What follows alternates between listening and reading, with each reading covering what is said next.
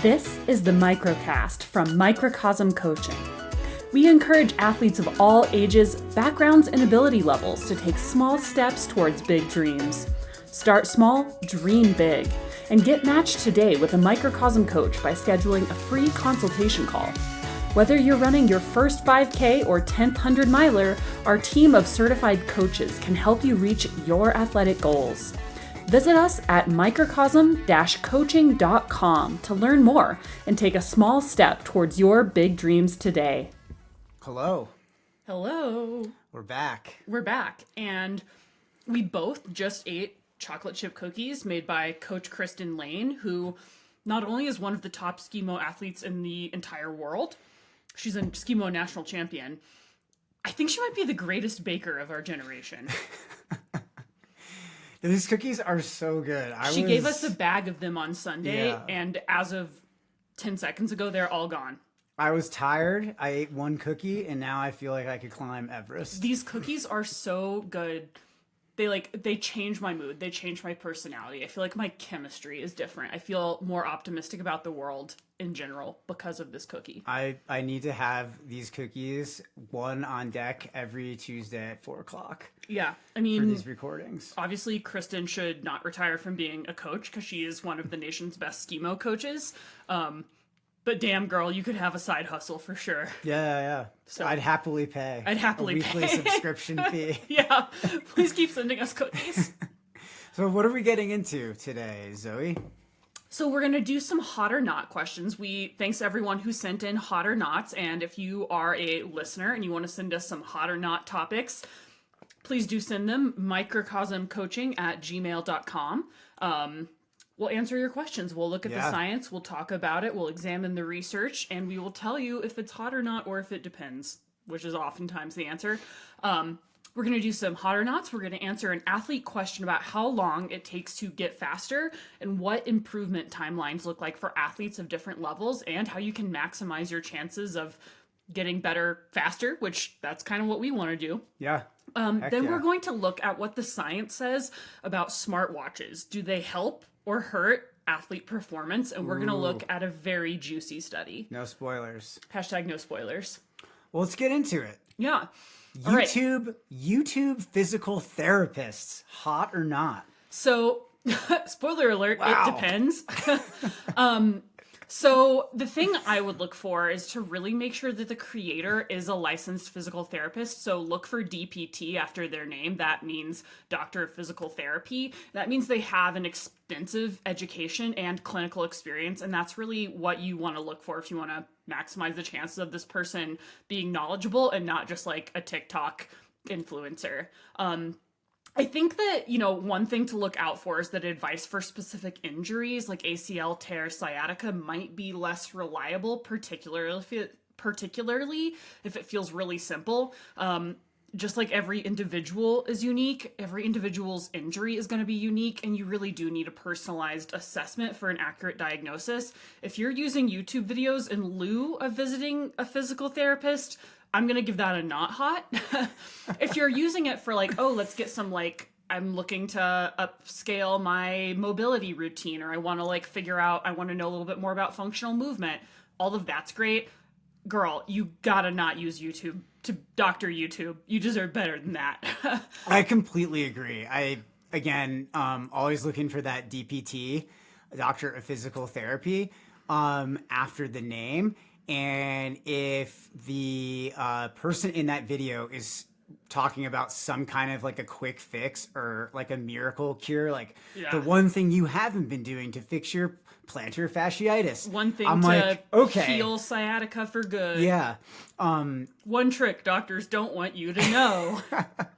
Doctors want you to know everything. That's kind of their whole shtick. All right. I think most of our audience is smart enough. I'd say if you've gotten this far into the podcast, listen, man, after last Tuesday, I do not trust that people are as smart as we think. Whoa. That's my take. All right. Okay. You're welcome to your opinions. People can do whatever they want with that information. Breathe deeply. Okay. Now that we've gotten past that, back to those quick fixes. Yep. I would just be really careful about this kind of stuff. I think that there is some really good stuff on YouTube if you're looking for like how to have the best form doing something, or like I know when I go see my physical therapist, they send me home with like a sheet of paper with a bunch of pictures and activities, and it's just like, it might be nice to see someone go through these movements. Yeah. Or to have those visuals. So I'll often go and check out YouTube if I need a little bit extra information. But I always try to look to see where is this information coming from, and what, maybe like how extensive is this person's like library of information too? Like, are they just out there trying to get like quick hitters out there, or are they like really going into the science? I think for different circumstances, there are a lot of ways you can apply this as an athlete. But there's never ever a way to replace like actually having like hands-on diagnostic support. Again, acknowledging the failure of our healthcare system that puts physical therapy beyond the financial access of many people. That's always going to be the best thing, is to develop a long-term relationship with a PT who understands you, who understands your desire to return to activity and isn't going to tell you, oh, guess your running career's over. And someone who really can like assess your actual movement patterns, assess your imbalances.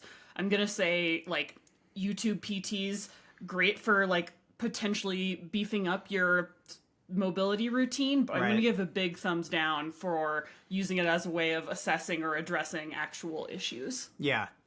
Like I guess for me, some red flags, like immediate red flags would be like clickbait titles, stuff that like is really prioritizing views over maybe actually like helping athletes. Like I'd rather get a lot of people to watch this than to actually provide information that's helpful.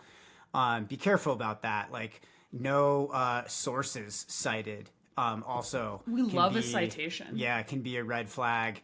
Obviously, the credential thing is important. And then also,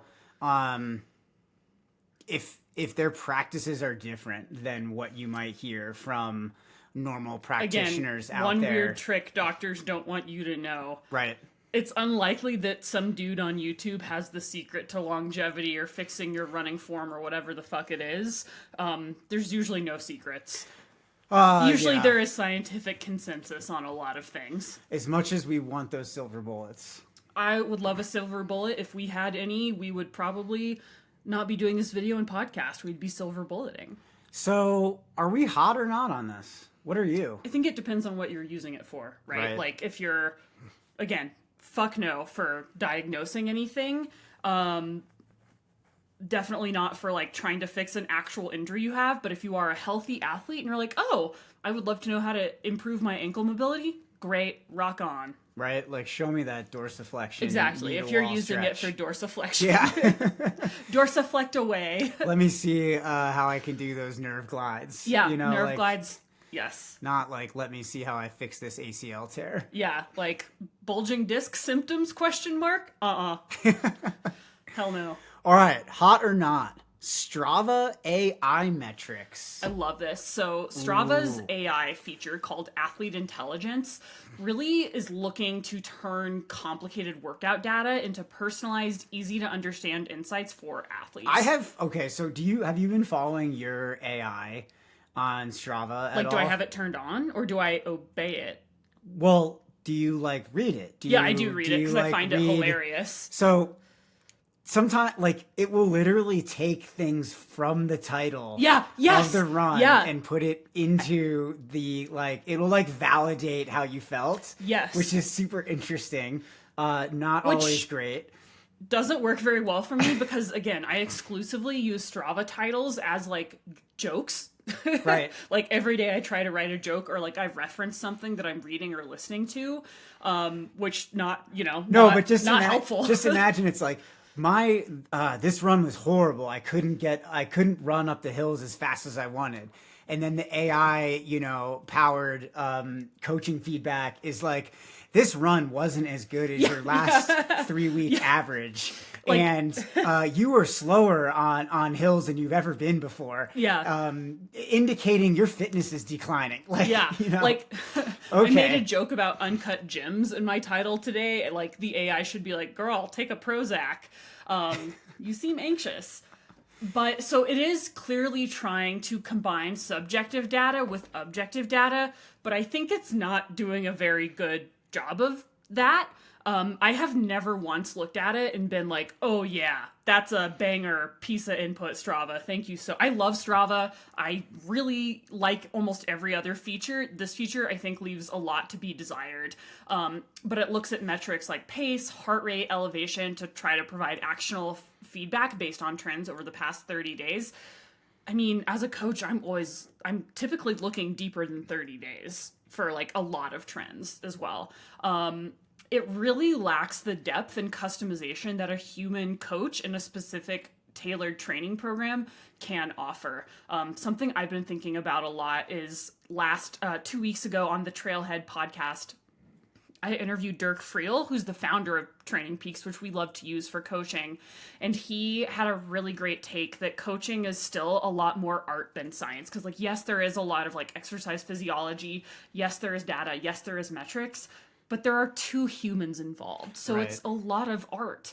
And he said that AI is not going to be, and AI is not going to be taking over anytime soon because, I mean, if I say in my run, badass, and there's a lot of climbing, Strava will look at that and be like, oh no, your glutes hurt. Guess your climbing wasn't very good. Your ass was bad. Literal. So it could likely, it will evolve over time with additional development and user feedback. I think it's kind of like, I view it more as a party trick or an amusement than I've just never once looked at it and agreed with it or found it useful in any way. Sorry, Strava. Well, you don't need to apologize Hashtag to no free ads. A multi-million-dollar company like Strava who's doing I do just give them fine. all of my data. My personal opinion on this is that Strava AI metrics are not hot. I think Strava should stay in their own lane and work on building communities and getting people together doing the sports that they love and not try to offer something as part of their whatever $10 a month subscription plan that you can get coached. Okay, I mean, it's just total honestly, crap. I would love to race an AI coached athlete because I will beat them every time. Bring it on, robots. You heard me. I'll meet you. You name the place and time. I mean, what really Strava can't actually produce is the environment, the trusting relationship, the stuff that you said is like coaching art. Yeah. The communication, the emotional tone, motivation, all value. Of that. Like, I talk with all my athletes about their values, their goals, understanding why they are doing what they're doing, and I want to make sure they understand what I'm doing so that they have buy-in, because we know that that's really important in the research as well. Yeah, and again, not again, but in addition to, I just think that what is the fabric of a coach-athlete relationship? Well, if my relationship is with AI, in order for it to be successful, I have to implicitly trust the information that I'm getting, right? And like, do people trust machines more than they trust humans? I don't think so. I'm not about to get a Tesla. Nobody I know, honestly. So, I mean, there could be people out there, but again, I will beat you. Like, you're not getting coached. I mean, I would be all for having some kind of AI that helps me analyze more effectively athlete trends, averages and things, but that already exists in Training Peaks. Exactly. I mean, it's already right there for you, which is one of the great things about using that software is you have all of that historic data and you can look at it in more ways than I would ever imagine to analyze data. And humans aren't just like boxes where you input training and they output good race results. Right. We are really complicated. We have physiology, we have psychology, and all of those things matter, and they're all part of the coach-athlete relationship, and that's where I feel like AI really, really falls flat. Like when you have an athlete who's like, I just had a crappy day at work. I was up all night with a sick kid. Should I try to do my tempo workout? I think AI is going to have a hard time taking into consideration the individual concerns of that person and knowing that person and having coached that person for years and like knowing that person's kids' names and knowing how they respond to this type of stress and being able to have a conversation with them. Rather with like AI, it'll give you a pretty simplistic examination of that question. Yeah, based on like an algorithm, whatever's programmed in there as like, okay, this is inputted, then the output is this. And I think that again, you know, you need that human to human relationship like, to really see those nuances. Like when you're telling an athlete to rest, or you're telling them, hey, let's try to get an easy run done. It does matter that they believe you when you say, this is what we should do. This is the most impactful thing we can do. And like, I get that it's hard. Like, girl, like I didn't get a good night of sleep either. I know that it's really tough. Let's both dial it back. Let's be kind to ourselves. I mean, this stuff has been proven in neuroscience, and I'm sure, you know, my own personal experience will validate it, and I bet you yours as a coach has been too. Like, if you ever been in a relationship with an athlete where they pushed back against you on everything that you were planning for them, and as not as a result of their pushback wasn't the issue, but it was that implicit in that, and even often externalized, is that they don't trust or they don't believe in what you're prescribing them. And so how often are the results that athlete gets well, I think people push back for a lot of complicated reasons, but yeah, a lot of times it is like it can be a lack of understanding, it can be a lack of trust, it can be self-sabotage. People make poor decisions for a wide variety of reasons. But when you insecurity, overconfidence. But when you don't trust the plan, yes, the results aren't you do need to trust the plan, and you do need to trust the coach. Those are foundational predictors of training outcomes. So when you don't, you could trust a robot.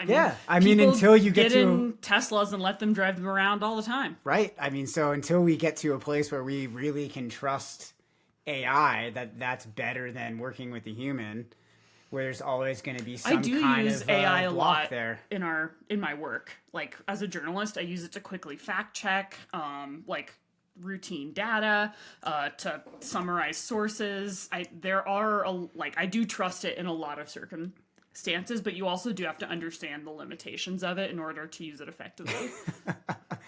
I hear about you doing these things, and I am just like, I am the guy who was born in the 80s, I will read a whole book to gain information, you know, and it's just like, I like that slow burn. And you do read a lot too. Right, but it's mostly like there are times where you should use the tools available to the best of your ability, and you should know the use cases where AI is useful, and you should know where its limitations are. Again, I use it for a lot of fact checking, but I can't use it to interview people as a journalist, you know, so job security for me, I guess. Can't use it to coach an athlete. Taking a short break from running to pursue other sports you love, hot or not? Oh, what are you gonna do? Okay. It's not hot. So I don't think it's hot. I think that what you really want to do is look at balance long term.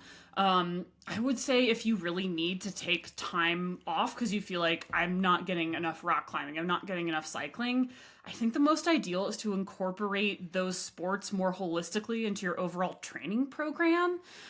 Because taking time off will set you back. It will increase your chances of injury.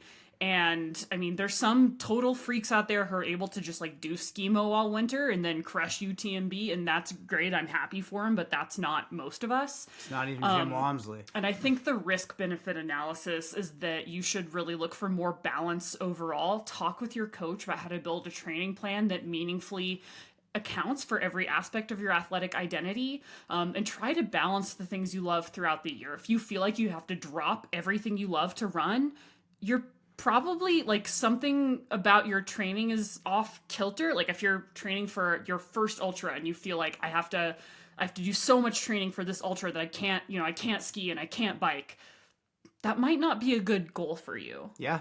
And it depends on how much you want to give or you need to give to those different parts of your identity and what your self-concept is.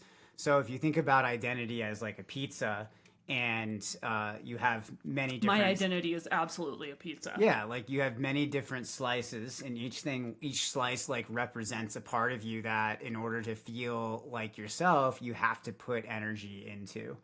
And if you ignore one of those parts of your identity, of who you are, of yourself, for too long, you're going to feel things like burnout. Yeah. You're going to feel overwhelmed. You're going to feel like things aren't right. You're just not going to feel grounded, present, etc. I mean, all those symptoms, there could be other ones too. Yeah.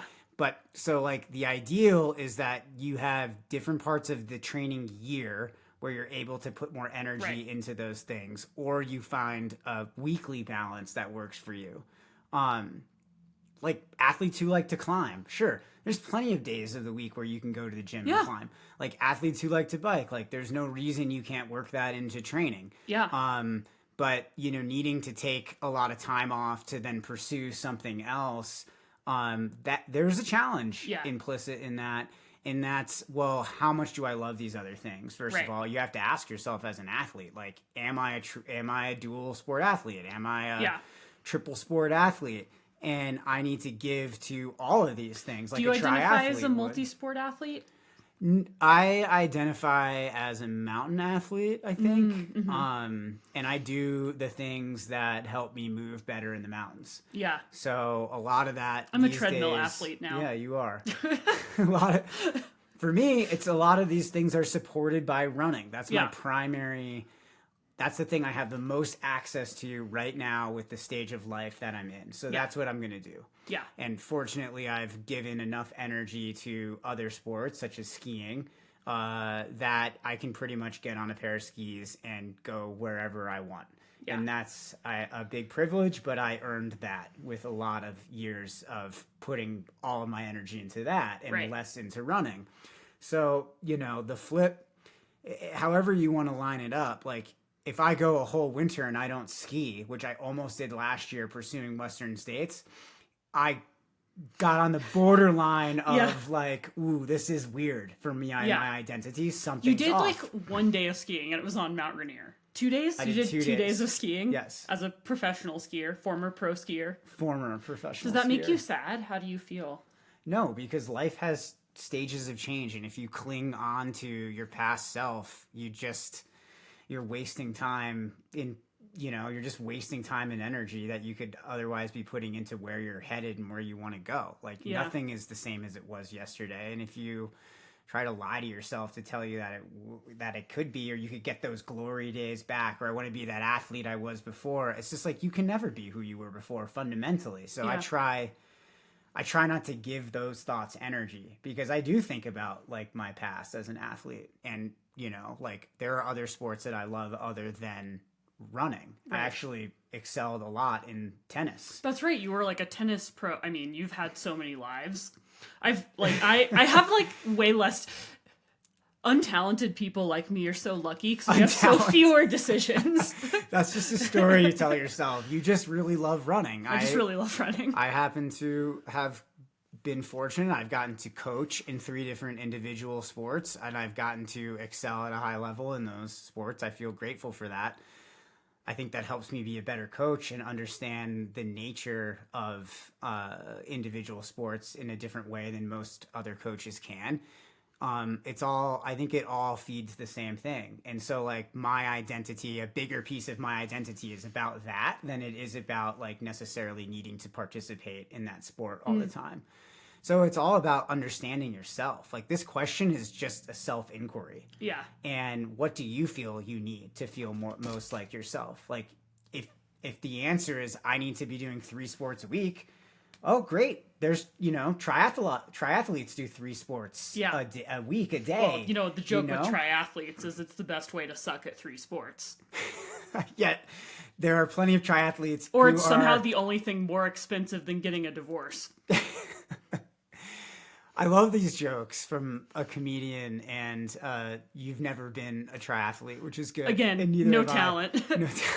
There are very fast runners in that sport. Actually, there was actually a really interesting analysis that just came out that showed there have been very few world class like people at any discipline. Once they convert to triathlon, they typically are not world class at any one discipline. But it is a discipline in and of itself. Yes.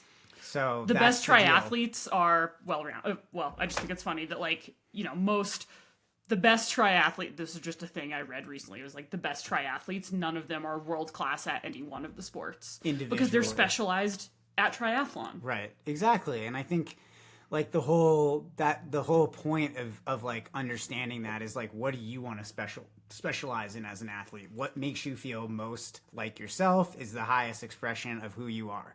Mm-hmm. Design a year around that. Yeah. Design a year that allows you to put energy into that. Like if you're working with any good coach who knows what they're doing, they're going to help you design a year around that. So your satisfaction goes up. Yeah. Because that's going to keep you around doing the things that you love. And if you love what you're doing, you're going to get better. And if you get better, you're going to have better outcomes. Yep. So, for me, I think it's not hot to take a break from running to pursue other sports. Yeah. I think I'm a no-go on the break. What is hot is pursuing running while also acknowledging that you love other sports and trying to do your best to fit them together in the idea of a week, a month, a quarter, a half a year, so that all of those parts of yourself are fed energy, and so you can feel like you're expressing yourself without ignoring kind of vital things that make you feel like you. Yeah, it should ebb and flow, but there should be balance. Yeah, I mean, I don't think you need to give up one for the other. I certainly haven't had to. I don't think anybody else necessarily needs to, but everyone's life circumstances are different. So, surprise, 2 running coaches say not hot. Not hot. Just because it's a short-sighted way of looking at things. Yeah. Like balance is something worth striving for. It's elusive. It's not really possible to have perfect balance, but the point is if you strive for it, you're going to get more of what you want. You're going to be able to put more energy into those things. Yeah. Okay, athlete question. How long will it take to lower my average running pace by a minute per mile? And how long does it take to realize these improvements? What can I do to maximize my chances of improving? Let's go I feel deep. like we get this. I mean, this was from a specific athlete, but we do get this question a lot. People are like, all right, I just signed up for coaching. When am I going to be fast? And I do wish I could give people an answer, but without literally looking at your DNA, meeting your parents, seeing what you eat for every single meal, sitting next to you as you get 9 hours of sleep every night, it's going to be very challenging for me to... Even with those, even if you had all that Even data, if I had all of that, that's like still be 3% of it. impossible to say. So let's talk about the factor. Let's break this down. Let's first start by talking about the factors that influence improvement. So number 1, fitness level. If you're a beginner runner and you're new to running and you don't have a lot of experience, you're going to see faster improvements because of the sort of like newbie gains effect. Improvements in pace can actually be pretty dramatic in the first few months as you build endurance and cardiovascular capacity. This is one reason I love coaching new runners is because the wins come fast and easy at first. Just like blank canvas, let's just start painting. Yep. Intermediate runners. So this is people with some experience running, and you're going to see a lot more gradual improvements because you likely already have a base level of fitness. So the rate of progress is going to be slower as you become more conditioned. Advanced runners, if you've been training consistently for a long time, it's going to be even more challenging to get better because you're already, it's like the Zeno's paradox. You're already so close to your potential. I remember seeing an interview with Kipchoge who was like, I trained for like 4 years to shave 4 seconds off my marathon time. I know. I was just thinking about that advanced runner thing. I'm like, man, if I like have ever improved a minute or mile at my easy pace, it's just like I've kind of always been running my easy pace about where I'm at. But where I've actually seen huge improvements is in the other systems. Yeah. I mean, so there's always places to improve. And I think like with this particular question, like when will my easy pace change by a minute, a mile or something? It's like, well, likely earlier in the process.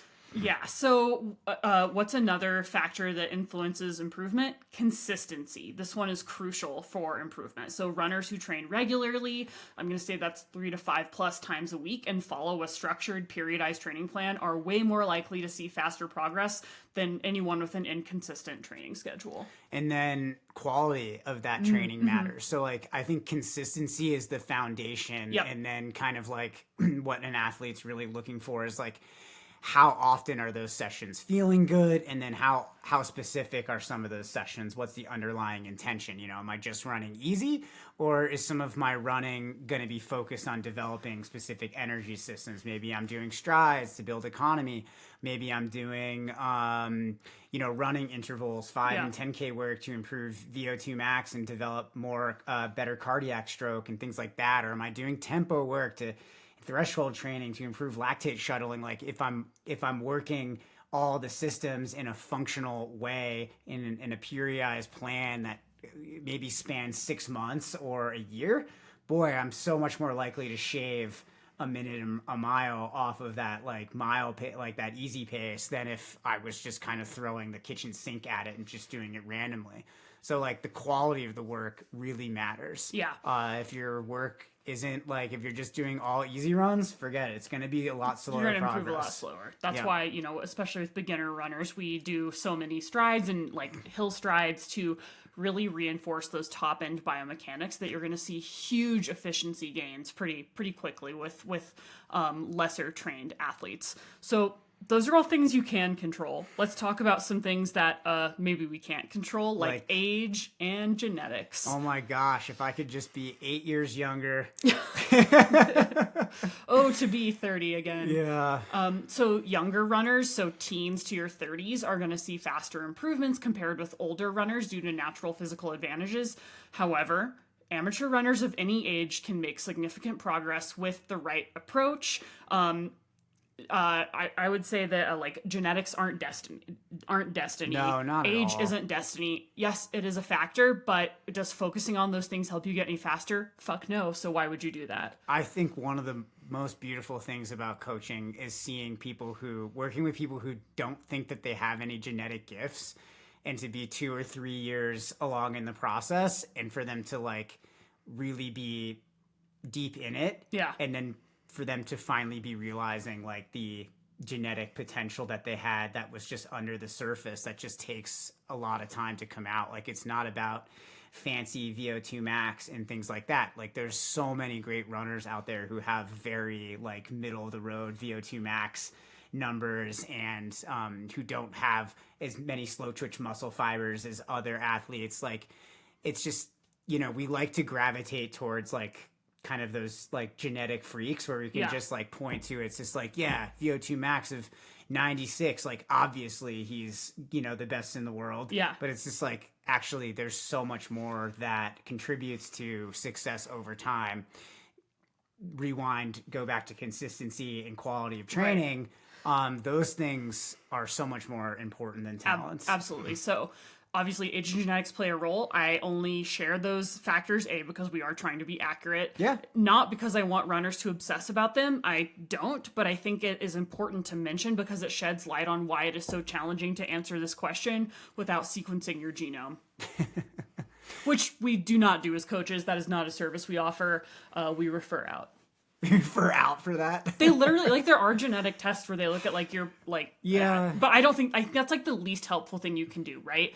I think you should assume that you are Jim Walmsley until proven otherwise. I agree. Assume you're fucking great and train like it. Well, I mean, if you go and take that test and then the result is like, oh, you're not really meant to be a runner, you don't have X, Y, and Z. And then think about how that's going to affect your belief system. Yeah. And what if you love helpfully. What if you love running? Yeah. And you get that information? Yeah. It's not actionable information, a lot of it. Right. So forget about it. I'm not going to do that for any of my athletes. No, don't sequence your genome. All right. So how long to lower pace by 1 minute per mile? Can we give any kind of information on this? We can give information. Is there like a one sentence answer? Like, I wish there was a formula where I'm like, oh, great. How fast are you running now? Awesome. It'll take 6 months to improve your pace. That's not accurate. We're going to try to share some frameworks and ways of thinking about this. By the way, can I just caveat this? 1 minute per mile is A like shit a ton. ridiculous gain Yes. Yeah. to have. Yes. So we're asking for a lot here. Yes.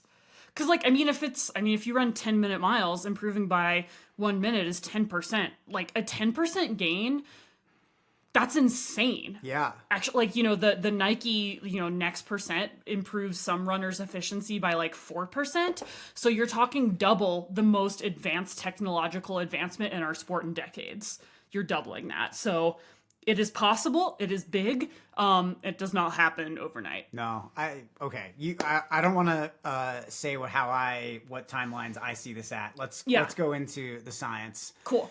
So beginner runners or folks that are sort of in the 10-minute plus mile starting pace, and that doesn't mean you're a beginner. If you're there, you can be you can have been training for a while. Athletes who run those paces. For sure. With consistent training 3 to 4 times a week, beginners in that zone might start to see an improvement of 15 to 30 seconds per mile every 4 to 8 weeks, according to the research, which is really rapid improvement. Yes, but this is someone coming from no background, assuming they train optimally, which you love to see it, but, you know, life usually happens, so this is not the expectation that, I would necessarily foist upon yourself.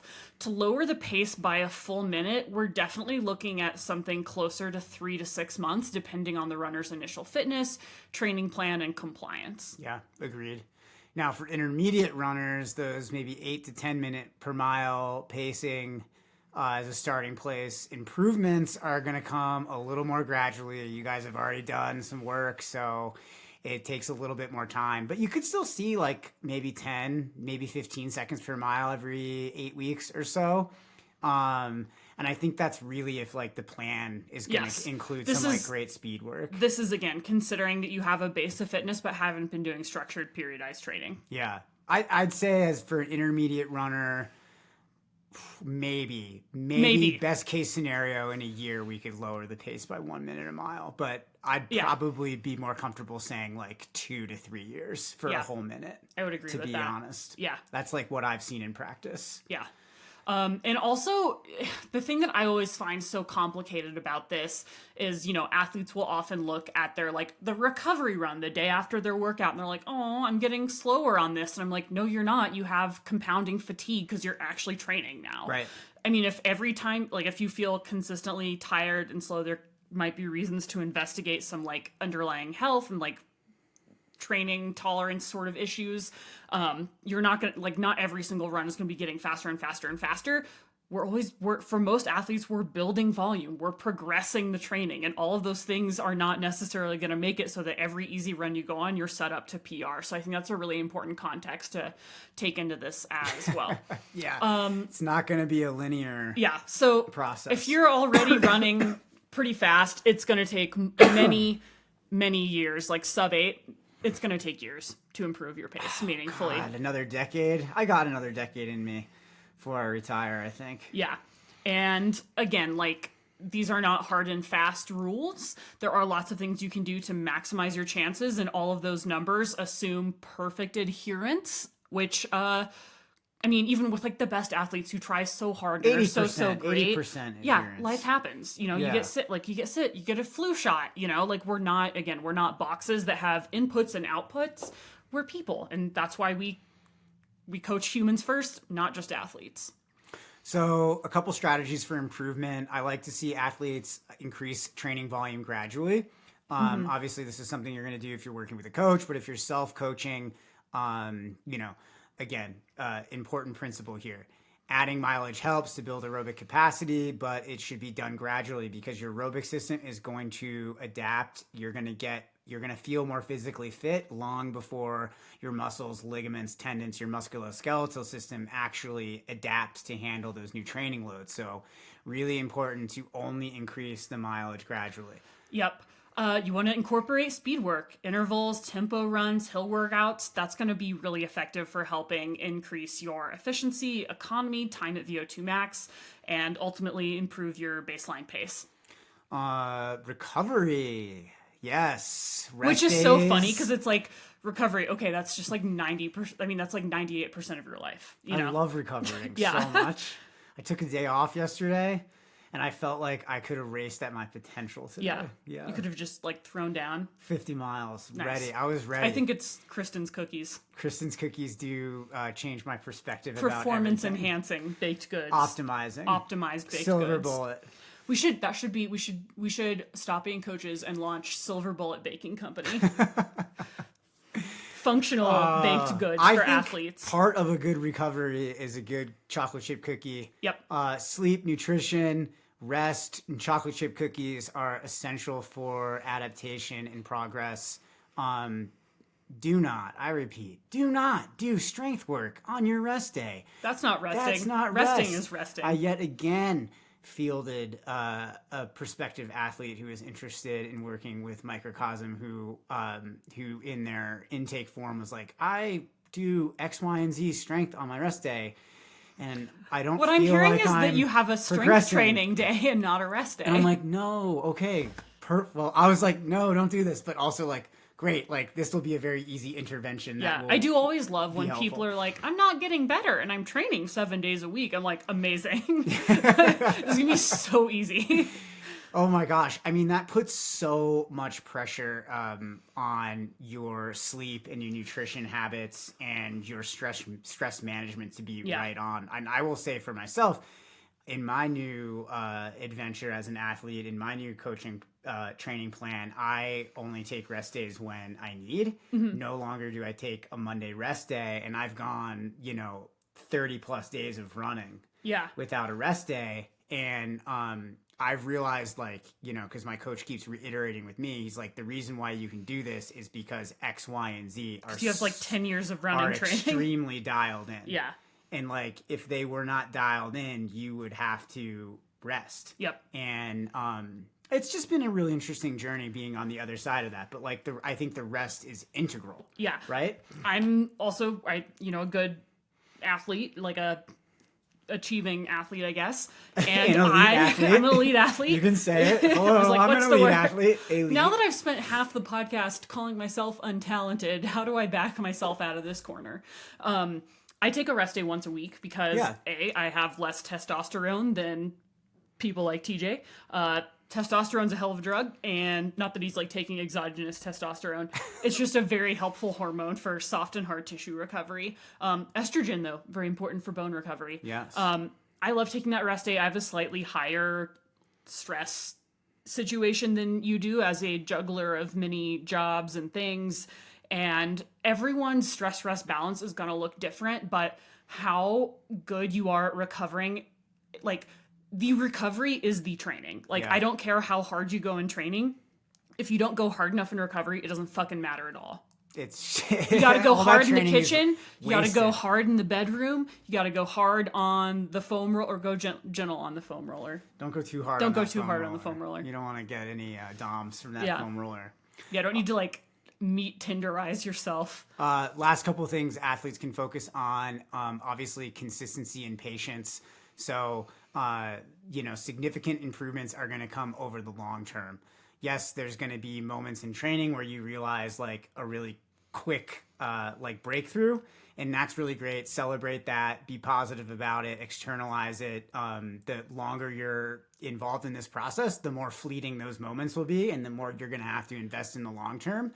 So always be zooming out and thinking about the long term, being consistent, being patient, and then make sure you have strength training that that is applicable and works alongside of the training you're doing. So that way you're strengthening those muscles, ligaments, tendons, working on your bone health, and really providing for a stronger musculoskeletal system to support the process. Yeah, and I will say, as a coach, I actually discourage using easy pace as the end-all be-all of assessing your improvement and growth. What I look for is this person able to, is their recovery improving? Is their recovery after hard efforts improving? Is their ability to take on additional training load improving? And is their efficiency improving, or their heart rate at any given pace?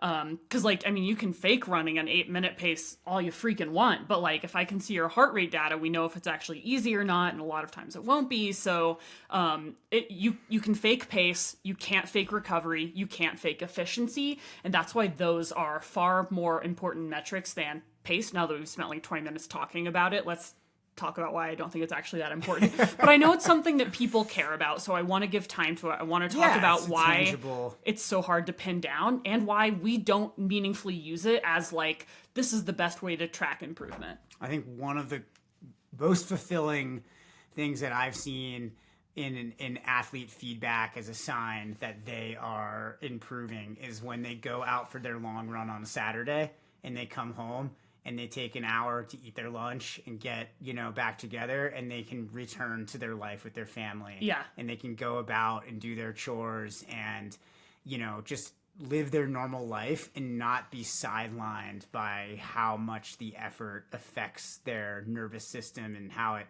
affects their metabolism and all of these other like adjacent systems that can just get really sidelined when you are first starting out in the process. Like, oh man, I think that's just like one of the best things to strive for, rather than like being a minute per mile faster. Like, can you return to your life after a stressful training day? My hot take: the best way to know you're getting better is when you stop caring about this shit. I have not thought about this in years. I've just been focused on like get better, like the daily, like go out, do my thing. I don't think about my pace. I don't chart a lot of things. The thing I am obsessed with is stacking the brick. Doesn't matter if it's ugly, doesn't matter if I don't feel that good about it, stack the fucking brick. I mean, that is what it's all about. I love it. You're very passionate about stacking your bricks. I stack hella bricks. All right, let's talk about smartwatches.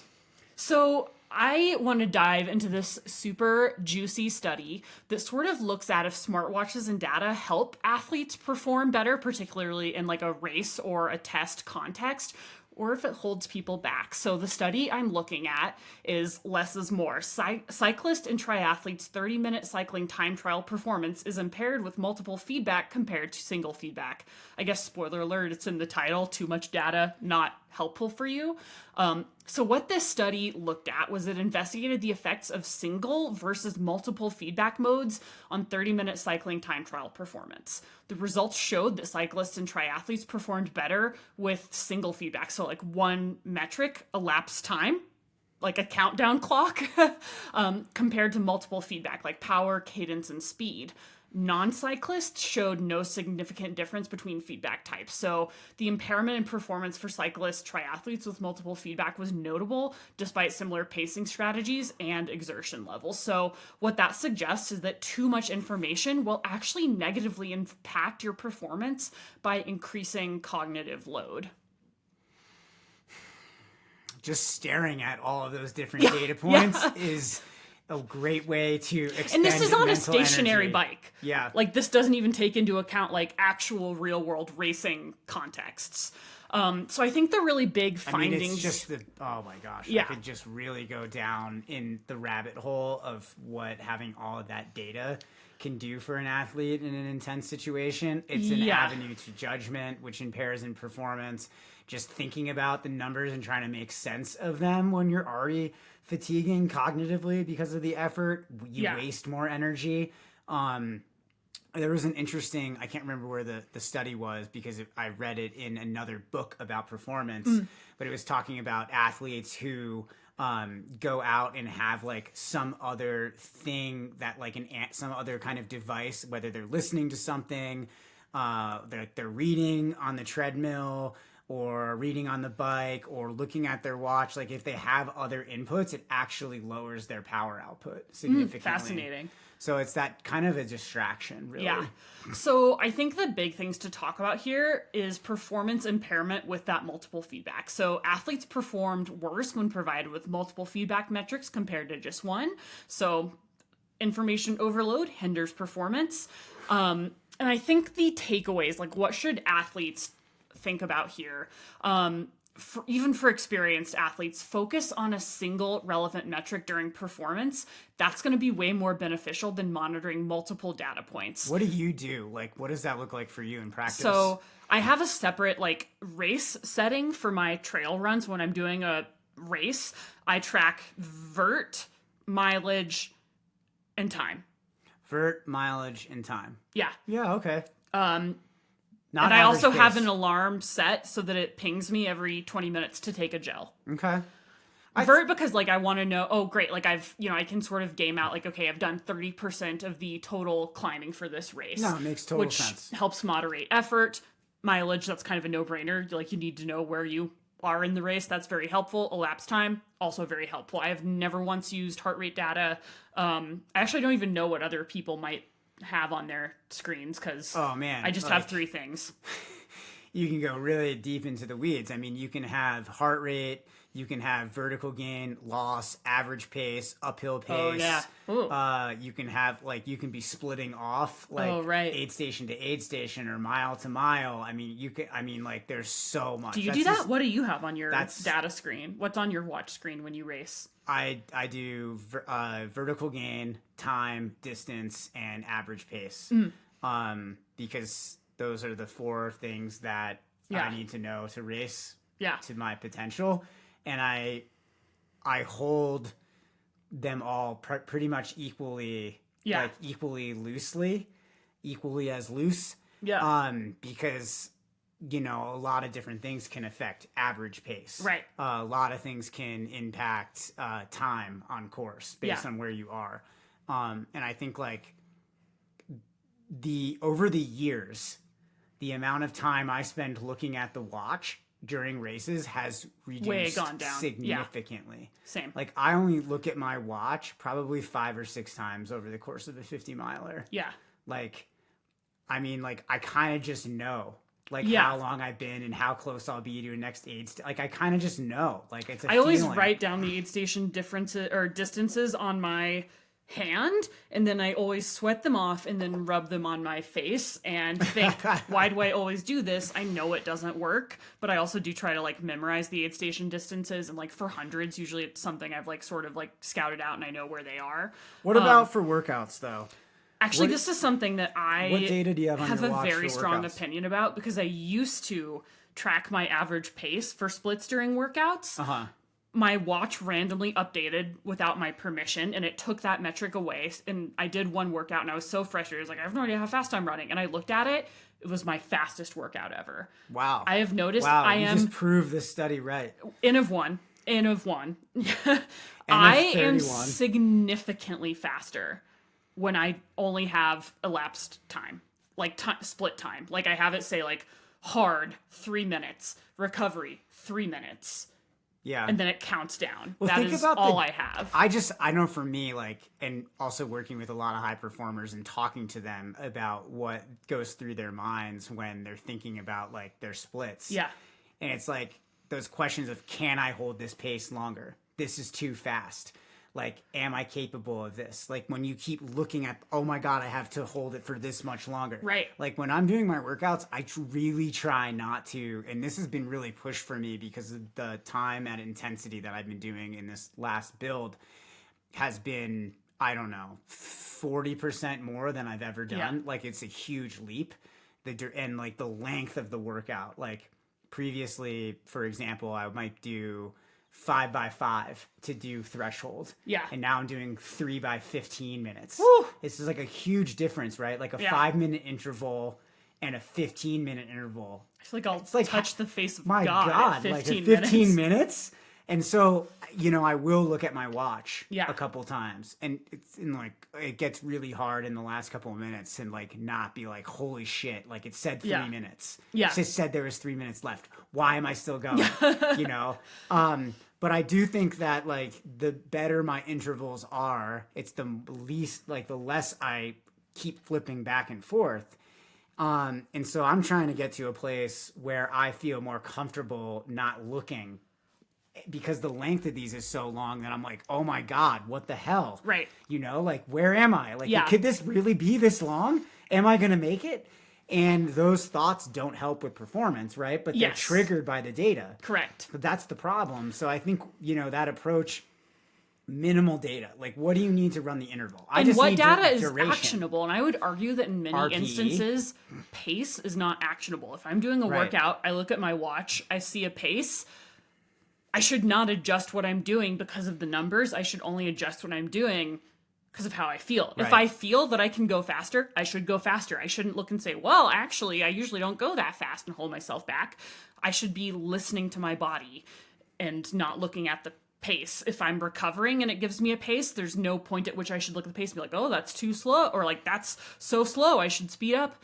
No, you got to be like, you have to be attuned to your effort. And that is always a more accurate understanding. I mean, your feeling is a more accurate understanding of the effort than pace is, because again, we're more complicated than just inputs and outputs. That intuitive feel, I think, is something that takes a lot of practice, time to develop. I was actually just having a conversation with one of my elite athletes this morning who was reflecting on like a time trial that they did over the weekend, and they were feeling like, okay, I'm so much better at being in the uncomfortable and knowing when I'm stepping over it and how to bring myself back to the side that's more sustainable.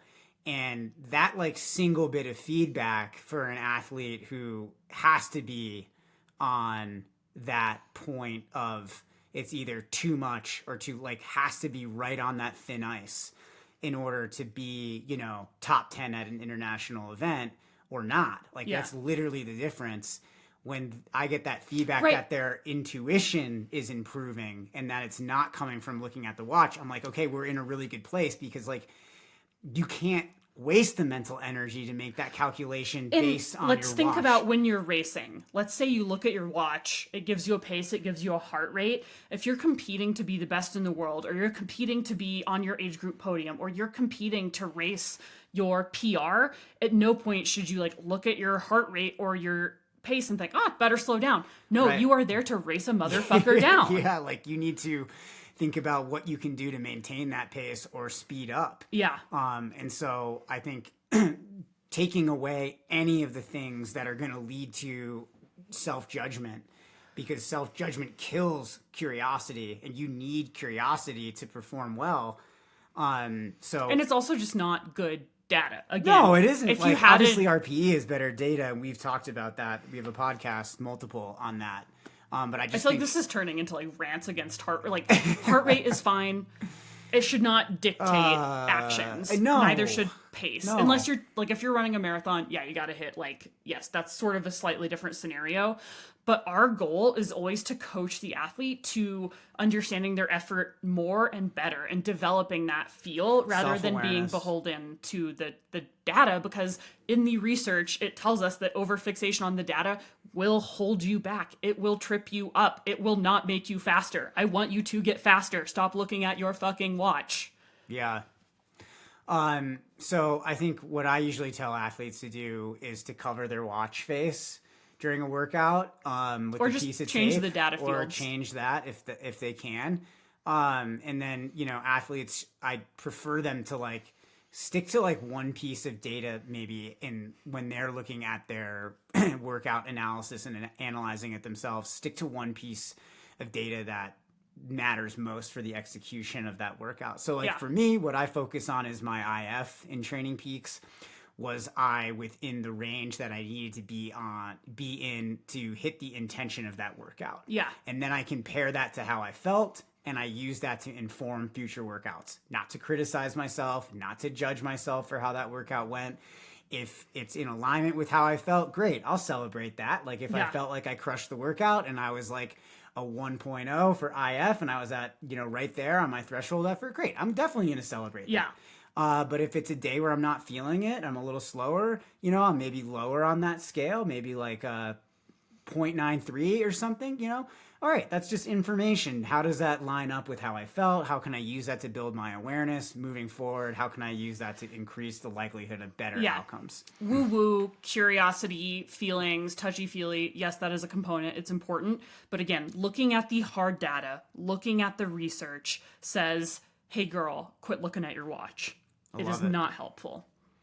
I did want to bring in some additional studies. I think what's actually fun and interesting is the newest Your Diet Sucks, my other podcast that is obsessively researched and cited, is about data obsession and how in the research is actually shown that overdependence on data makes people less healthy over time. So check that podcast out, Your Diet Sucks. but there's also a 2021 study on recreational runners, and it found that those who use smartwatches reported increased motivation and better adherence to training plans, but also noted higher levels of stress and anxiety related to their performance metrics. So Isn't that a funny paradox? yeah, I mean, again, because I'm not saying throw your watch away. Right. Like, we want to track stuff, but again, That it pursuit of takes- getting better and Yeah. seeing it in the numbers is highly motivating. Yes, and it takes a lot of time to. It's like I can always tell when I'm like interviewing a new athlete who's applying for the team if they're like, oh, like if they're obsessed with the data. I'm like, oh, babe, you're new at this, aren't you? And you're faking like you're not. It's like the number one thing that newbies get tripped up on is like the data, like all the data.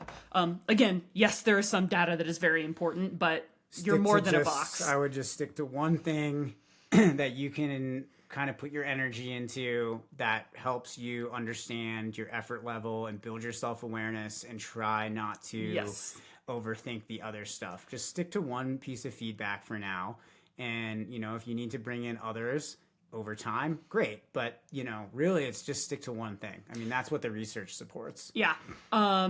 Another 2022 systematic review saw that while smartwatches, again, can enhance training by providing feedback, particularly in ways that increase motivation, the potential for negative psychological effects, like getting overly dependent and obsessed with the data, performance pressure, warranted caution, particularly for new or less experienced runners. So this is, again, where building self-awareness, hiring a coach, having someone that helps you navigate the murky waters of what information is helpful, what information may not be helpful for different stages in running is so key. So don't throw your watch away just yet. Yeah, but, keep that watch. But also don't let it be your boss. Like, don't let Garmin be the boss of you. You are your own best heart rate monitor. Yeah, you're in charge of you, not something on your wrist.